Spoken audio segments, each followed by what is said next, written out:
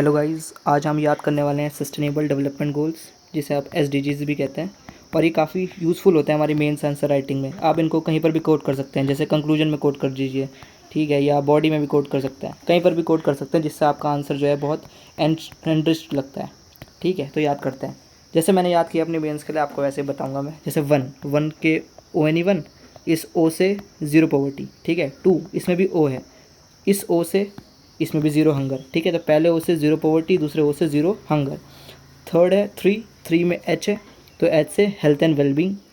Four को कर दिया मैंने फॉर, और फॉर एजुकेशन, ठीक है। तो पहले ओ से ज़ीरो पॉवर्टी, दूसरे ओ से ज़ीरो हंगर, थर्ड जो है एच से, उससे हेल्थ एंड वेलबींग, और फोर या फॉर एजुकेशन। फिफ्थ में जो ई है, उस ई से इक्वालिटी, और सिक्स में जो एस है, उस एस से सैनिटेशन, ठीक है। तो कैसे, ओ से पॉवर्टी, दूसरे ओ से हंगर, थर्ड में थ्री आता है, थ्री से health and wellbeing, four for education, fifth में ई से इक्वालिटी, सिक्स में एस से सैनिटेशन, ठीक है। अगला सेवन में ई आता है, तो इस ई से एनर्जी है, ठीक है। एट में इस जी से आता है जी, तो इससे जी मतलब इकोनॉमिक ग्रोथ, ठीक है।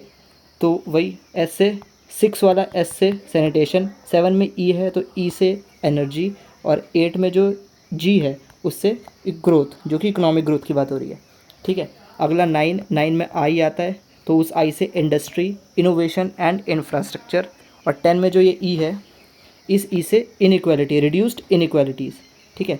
तो जो पहला पहला गोल है वन, उसमें ओ से पॉवर्टी, दूसरा ओ वो है हंगर, थर्ड में H health and wellbeing, four में फॉर एजुकेशन, फाइव में ई है वो इक्वालिटी के लिए बोलता है, सिक्स में एस है वो सैनिटेशन के लिए बोलेगा, सेवन में ई है तो वो एनर्जी के लिए बोलेगा, एट में जी है तो वो ग्रोथ के लिए बोलेगा, नाइन्थ में आई है तो वो किसके लिए बोलेगा, इंडस्ट्री, इनोवेशन एंड इंफ्रास्ट्रक्चर, और टेंथ में जो ई है वो बोलेगा इनइक्वालिटीज़ के लिए, ठीक है, रिड्यूस्ड इनइक्वालिटीज़।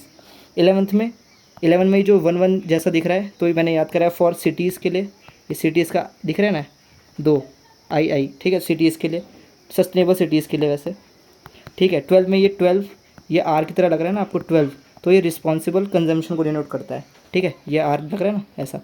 थर्टीन में तेरह होता है, तेरह होता है, तो तेरह एक्शन, ठीक है। तो काई के लिए बात करेगा, क्लाइमेट एक्शन। तो 11 में ये सिटीज़ के लिए, 12 में ये आर जैसा लग रहा है, तो रिस्पॉन्सिबल कंजम्पशन। 13 होता है, तो मतलब 13 action for what, action for climate. 14 में ये पासा लग रहा है ना, फोर, तो ये पानी मतलब वाटर के लिए, लाइफ बिलो वाटर, ठीक है। तो 13 एक्शन, 14 में जो ये लग रहा है फोर, ये पा की तरह है, तो पा से पानी। 15 में मैंने ऐसे याद कराया कि 5 एकड़ का लैंड है, तो 15 का एक लिए लाइफ ऑन लैंड के लिए, 13 क्लाइमेट एक्शन, 14 ये पास है पानी, 15 5 एकड़ लैंड। 16 में फिर 6 है, तो इस 6 से क्या है, स्ट्रॉन्ग इंस्टीट्यूशंस, और 17 में जो 7 का एस है, ये का एक लिए पार्टनरशिप्स, 7 पार्टनर्स से याद कर लो, SEVN 7 पार्टनर्स। तो वही ये 11 सिटीज़ के लिए, 12 ये आर की तरह है तो रिस्पॉन्सिबल, 13 में 13 एक्शन, 14 ये पा की तरह है तो पानी, 15 ये 5 एकड़ लैंड याद कर लो, 16 में 6 से ऐसे याद कर लो, एस से स्ट्रॉन्ग इंस्टीट्यूशंस, और 17 में 7 पार्टनर्स याद कर लो, तो पार्टनरशिप्स फॉर द गोल्स, ऐसे याद हो जाएंगे आपको, ठीक है। Okay, bye.